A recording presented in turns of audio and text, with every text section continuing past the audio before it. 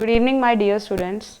Today we are going to discuss the important questions of lesson number 1 and 2 of class 8th science. So very first question is difference between manure and fertilizer. तो ये आपका बहुत ही important question है. इसमें difference ज़रूर पूछा जाता है मैन्यूर एंड फर्टिलाइज़र के केस में. तो आपको बीच में लाइन लगानी है और आपको एटलीस्ट 5 पॉइंट्स ज़रूर मेंशन करने हैं if you want to get the full marks. ठीक है जी. इसके बाद आप क्या मेंशन कर सकते हैं, मैन्यूर जो है ऑर्गेनिक है, ठीक है, फर्टिलाइज़र क्या है इनऑर्गेनिक है. तो आप ये सब डिफरेंसेस जो हैं आप उसमें इंक्लूड कर सकते हैं. सेकंड है explain how vermi compost is prepared. ठीक है जी. तो कोई भी बच्चा ये गलती ना करे कि वर्मी कंपोस्ट कैसे बनती है, सिर्फ इतना बता दें कि कौन से अर्थ फॉर्म्स उसमें यूज़ होते हैं या वो रेड इन कलर होते हैं, वो उनकी जो 10 सेंटीमीटर वो लॉन्ग है. तो ये चीज़ें नहीं, आपको प्रॉपर मेथड जो है बताना है कि वर्मी कंपोस्ट बनाने के लिए एडजेसेंट बेड्स जो हैं वो बनाए जाते हैं, उनकी जो मेजरमेंट है वो बतानी है आपको. ठीक है. तो इस तरीके से प्रॉपर आंसर देना है आपको if you want to get full marks in your exams. ठीक है जी. Third question we have draw shapes for various types of bacteria. ये जो आपका क्वेश्चन है, आपने जो शेप्स ड्रॉ करनी है बैक्टीरिया की, ये आपका लेसन नंबर 2 में से है. ठीक है. तो ये भी बहुत इंपॉर्टेंट क्वेश्चन है. इसमें बच्चे गलती करते हैं, वो शेप्स बना देते हैं पर जो नेम है या लेबलिंग है वो मेंशन नहीं करते हैं. तो आपको प्रॉपर डायग्राम उसका नेम एंड लेबलिंग जो है मेंशन करनी है. तो बच्चों अब आ गया हमारा क्वेश्चन नंबर 4. क्वेश्चन नंबर 4 क्या रीड आउट करते हैं फटाफट से. व्हाट इज प्लो. प्लो क्या होता है बेसिकली, देखिए प्लो जो है बेटा it is a farm tool. ठीक है जी. Which is pulled by a tractor और एन एनिमल. या तो इसको ट्रैक्टर के द्वारा खींचा जाता है या फिर जो है एनिमल के द्वारा. ठीक है. और ये किस चीज़ के लिए काम आता है, मिट्टी को प्रिपेयर करता है for the seeds to be planted, like उसकी बुआई करने के लिए सॉइल की. ठीक है. उसमें आपको प्लो का जो है काम दिखाई देगा. अब आता है हमारा क्वेश्चन नंबर 5.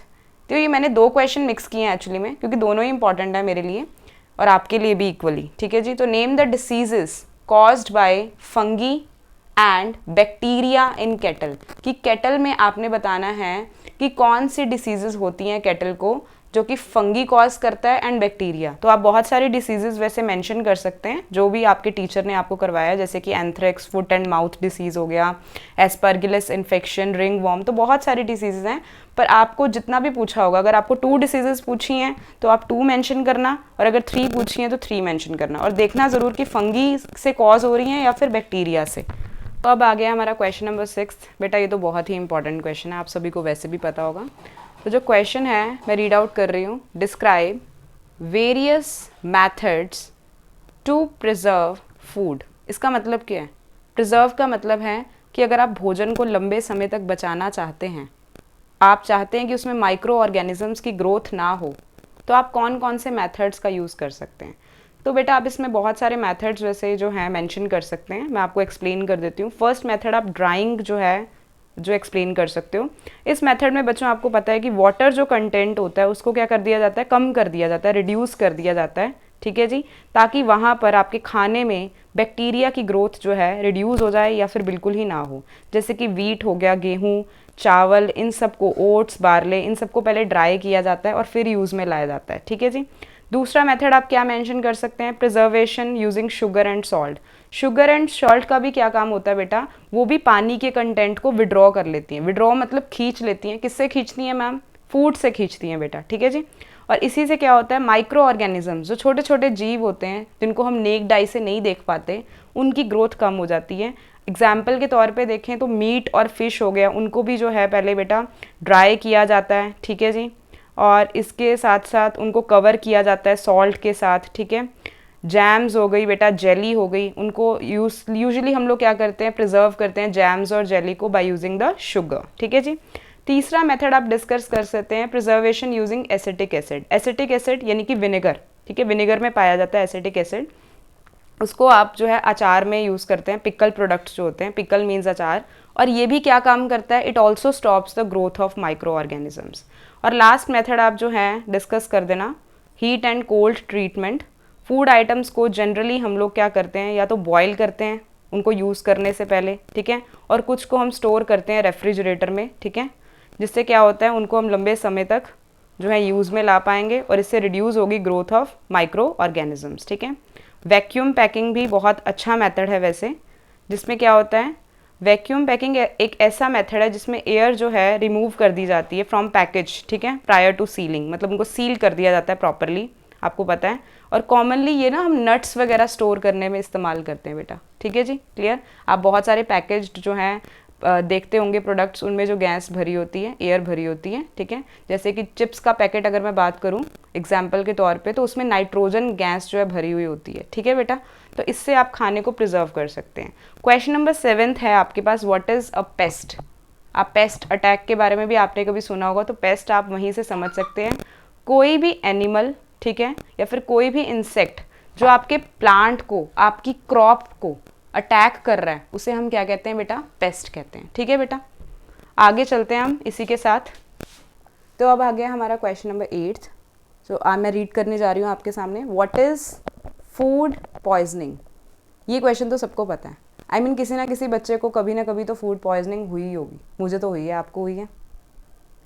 तो फूड पॉइजनिंग क्या होती है, जब आप कंटामिनेटेड फूड खा लेते हो। मैम कंटामिनेटेड फूड क्या होता है बेटा, जिसमें मिलावट है, जिसमें केमिकल्स हैं, ठीक है। जो इन्फेक्टेड फूड होता है बाहर का, जंक फूड, फास्ट फूड खा लेते हो आप लोग, ठीक है, जिसमें मिलावट हो रखी है किसी बैड बैक्टीरिया की, ठीक है, कोई फंगी की, है ना। तो वो कंटामिनेटेड फूड, कंटामिनेटेड ड्रिंक्स जो आप ले लेते हो, उससे आपके स्टमक में क्या हो जाता है, इन्फेक्शन क्रिएट हो जाता है, जिसे हम लोग क्या बोलते हैं बेटा, फूड पॉइजनिंग बोलते हैं। और इससे आपका पूरा डाइजेस्टिव ट्रैक जो होता है, डाइजेस्टिव सिस्टम है, वो पूरा इन्फेक्शियस हो जाता है। और फिर आप इसके लिए एंटीबायोटिक्स लेते हो इसको ठीक करने के लिए, ठीक है ना। तो ये क्वेश्चन भी बहुत इंपॉर्टेंट है, इसमें आप एग्जाम्पल्स भी दे सकते हो अपने अकॉर्डिंग। इसके बाद आता है हमारा question number 9, name 2 ancient methods of irrigation. Irrigation यानी कि सिंचाई, ठीक है जी। तो इरीगेशन करने के 2 एशियंट। मैम एशियंट क्या होता है बेटा, पुराने मेथड्स, ठीक है, जो पुराने टाइम में यूज़ होते थे। तो आपको सिर्फ इनके नाम बताने, एक्सप्लेनेशन नहीं देनी है, आप कोई भी मेथड्स अपने आप से चूज़ कर सकते हैं जो आपके टीचर ने कराए हैं। मैं आपको फॉर एग्जांपल मैं आपको दे देती हूँ, स्ट्रिप इरिगेशन मेथड आप लिख सकते हैं, चेक बेसिन मेथड भी आप लोग यूज़ कर सकते हैं लिखने के लिए, ठीक है जी। नेक्स्ट हमारा लास्ट क्वेश्चन रह गया, question number 10th। So moving on to question number 10th। So अब आ गए हैं हम हमारे क्वेश्चन नंबर 10th पे। तो मैं रीड आउट करने जा रही हूँ आपके लिए, आप भी मेरे साथ साथ रीड आउट करें। What precautions should be taken to avoid food poisoning. तो हमने अभी पिछले क्वेश्चन में डिस्कस किया था कि फूड पॉइजनिंग क्या होती है। तो अब हम ये देखने वाले हैं कि हमें कौन कौन से स्टेप्स लेने चाहिए, कौन कौन से प्रिकॉशंस लेने चाहिए कि हम फूड पॉइजनिंग से बच सकें, ठीक है जी। तो ये तो बहुत आसान है बेटा। सबसे पहले आपको पता है, कोई भी आप खाना खाने से पहले डेफिनेटली अपने हैंड्स को भी प्रॉपरली वॉश करें, और जो आप फूड्स खा रहे हैं उनको भी प्रॉपरली वॉश करें 2 to 3 टाइम्स, ठीक है। आजकल तो कई फ्रूट्स ऐसे हैं, अगर मैं ग्रेप्स की बात करूँ बेटा, आपको पता है कि कितना ज़्यादा फर्टिलाइजर्स जो हैं जो स्प्रे किया जा रहा है, इंसेक्टिसाइड्स, पेस्टिसाइड्स। तो इसलिए आप ये ध्यान ज़रूर रखें कि आप उसको नमक वाले पानी में सोक करके रखें, ठीक है जी, ताकि जो भी हमारा बैड बैक्टीरिया है वो जो ख़त्म हो सके, ठीक है। तो आप हर फ्रूट, हर वेजिटेबल को अच्छे से वॉश करें। ऑल्सो जो लेफ़्ट ओवर्स होते हैं, लेफ़्ट ओवर्स क्या होते हैं बेटा, आपको पता है, कोई सब्ज़ी बनाई है आपने और फ्रिज में स्टोर कर दी, इतने दिनों तक स्टोर हो रखी है, अब उसके बाद 2 से 3 दिन बाद कंज्यूम कर रहे हो उस चीज़ को, तो डेफिनेटली वो कंटामिनेटेड हो जाएगी और आपको फूड पॉइजनिंग ज़रूर होगी उससे। उसके बाद आप ये भी ध्यान रखें कि जो भी आप खाना खा रहे हैं वो प्रॉपरली कुक्ड हो, यानी कि अनकुक्ड फूड ना हो, आधा कच्चा फूड ना हो, वो आपके पेट में जाके प्रॉब्लम क्रिएट करेगा, ठीक है जी। और गर्म फूड खाएं, ठंडा बासी खाना जो है अवॉइड करें, ठीक है जी।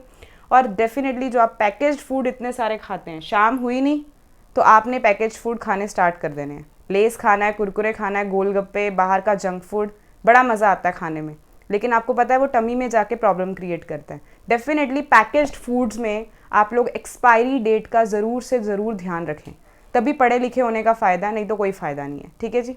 तो इसलिए इसी क्वेश्चन के साथ, इस 10th क्वेश्चन के साथ जो आज के सारे इंपॉर्टेंट क्वेश्चन है लेसन नंबर 1, 2 के, वो ख़त्म होते हैं। Thank you so much everyone for watching this video, and kindly like, share and subscribe to my YouTube channel. Thank you and all the best everyone.